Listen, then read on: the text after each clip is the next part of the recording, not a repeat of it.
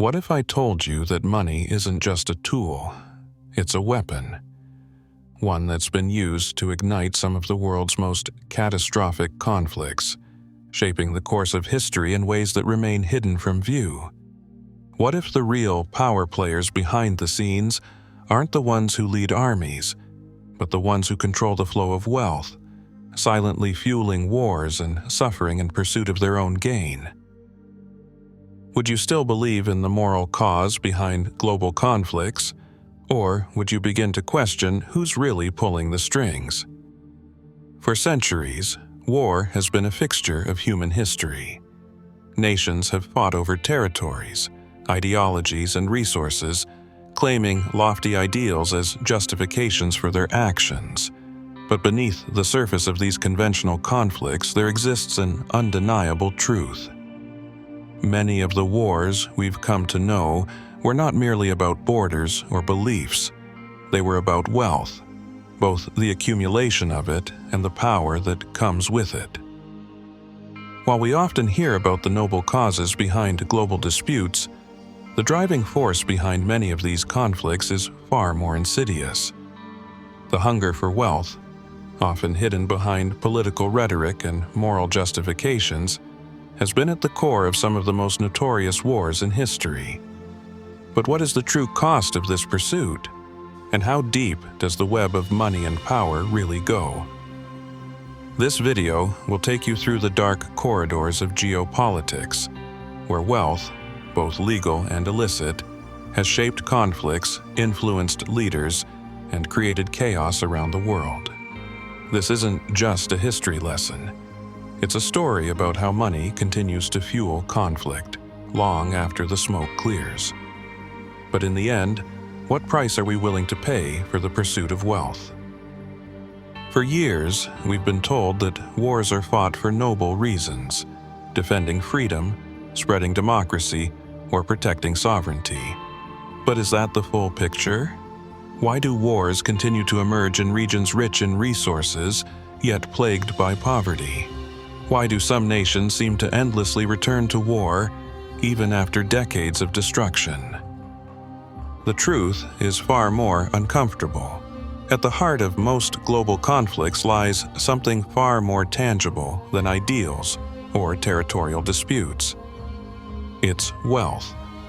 How it's accumulated, who controls it, and who stands to lose or gain from it.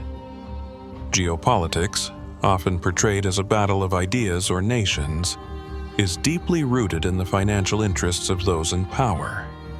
In fact, many of the wars that have shaped our modern world have had little to do with the principles we're told they represent. Understanding how wealth drives conflict requires us to take a closer look at the mechanisms at play, from the extraction of resources to the manipulation of financial markets and the covert operations of multinational corporations. To truly understand the modern world, we must begin to uncover the secret wars being waged behind closed doors, wars where the cost is counted not in lives, but in profits. To understand how wealth has fueled global conflicts, we must begin with a look at the history of resource extraction and its central role in shaping geopolitics. The 19th century saw the rise of colonial empires that were built not just on military conquest, but on the exploitation of natural resources. European powers, driven by the insatiable demand for raw materials to fuel their industrial revolutions, began carving up the African continent in what became known as the Scramble for Africa. While we've often heard about the territorial ambitions of these European powers, what is less discussed is the driving force behind this land grab: wealth.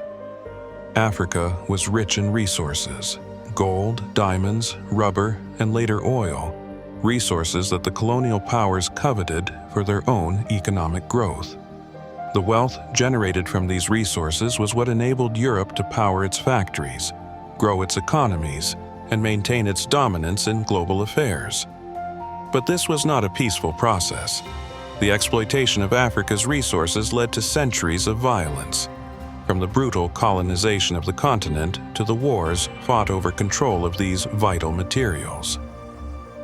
Take, for example, the Belgian Congo. Under King Leopold II, the Congo became a prime example of how wealth could fuel conflict and suffering. Leopold turned the Congo into a private colony, ruthlessly exploiting its rubber and ivory resources. The people of the Congo were subjected to unimaginable horrors: forced labor, mutilation, and mass killings. The wealth generated from these resources was enormous, but the cost was equally devastating. The world, until recently, largely ignored these atrocities, but the legacy of resource exploitation remains a haunting reminder of how wealth has been used to fuel global conflict. The 20th century saw the rise of global powers that understood the true importance of controlling resources, and this time the stakes were even higher. The discovery of oil in the Middle East transformed global geopolitics. Oil, an essential resource for industrialized nations, became a critical factor in the relationships between nations. Oil-rich regions like Saudi Arabia, Iraq, and Kuwait became the focal points of international conflict, not because of their geographic importance, but because of the wealth they represented.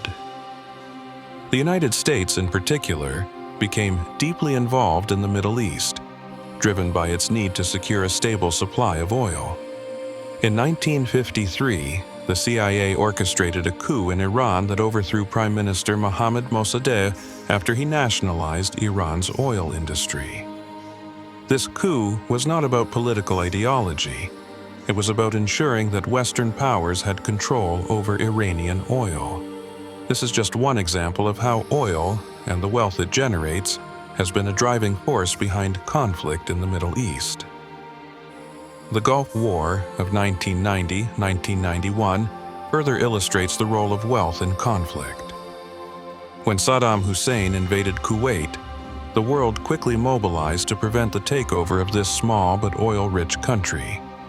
The United States, along with a coalition of allies, launched Operation Desert Storm, not just to protect Kuwait's sovereignty, but to secure the region's oil supplies.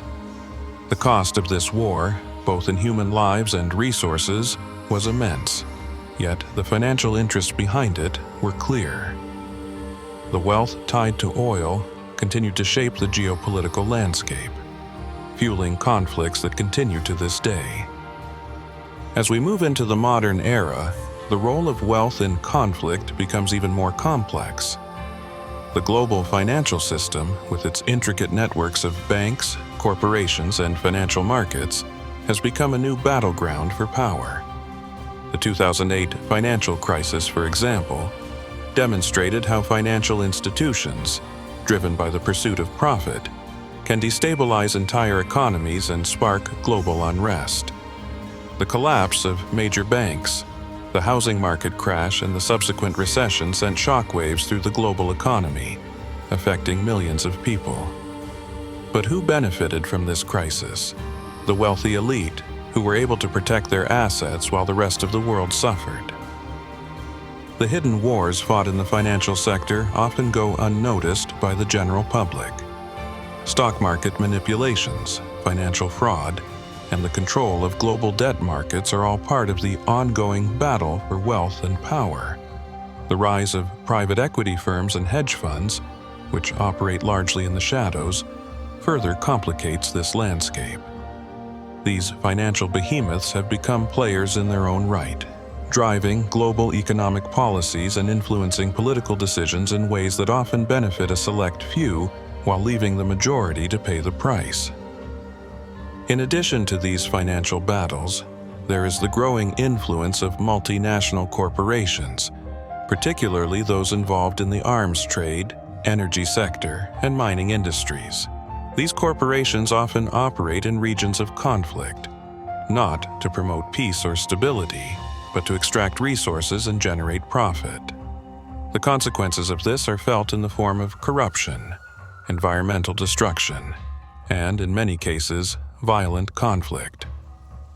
The modern-day scramble for resources, whether it's oil, rare minerals, or agricultural land, has become a major driver of war in regions like Africa, Latin America, and Asia.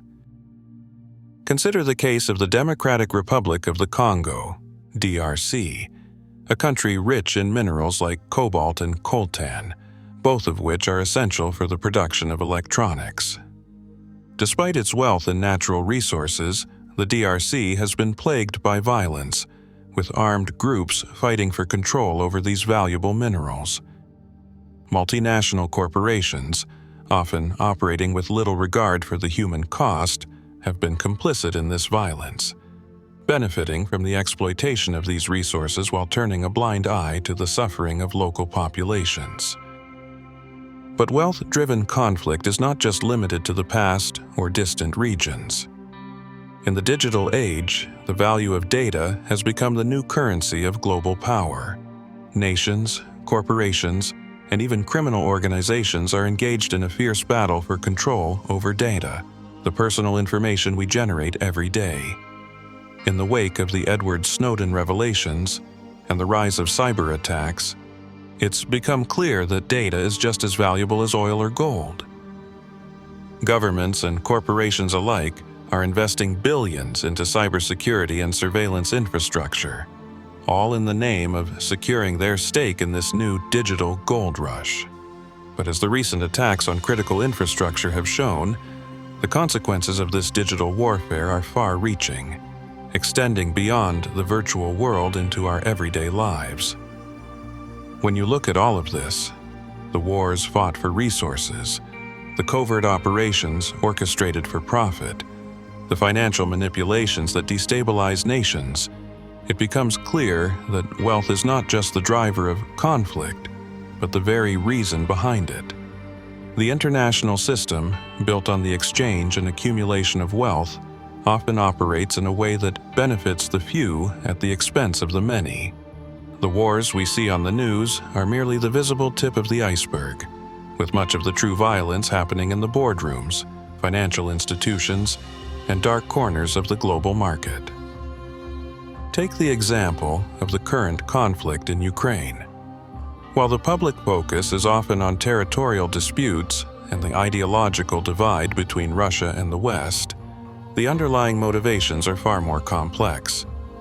The war has disrupted energy supplies, sending global oil and gas prices skyrocketing. The wealth generated from these resources is now more valuable than ever, and the players involved, whether they be multinational corporations or state-backed actors, are fighting not just for control of territory but for control of the energy that powers the world's economies. The longer the conflict continues, the more financial interests become entrenched, ensuring that the price of war is paid not just in blood, but in billions of dollars. The pursuit of wealth has always been a central theme in human history. It has shaped empires, fueled revolutions, and sparked wars. But what we often fail to acknowledge is the invisible hand behind these conflicts, the wealth that drives them. From the colonial powers that plundered Africa for its resources to the multinational corporations that exploit the world's poorest nations for profit, money has always been at the heart of global conflict. As we look to the future, it's clear that the dark side of wealth will continue to play a central role in shaping our world.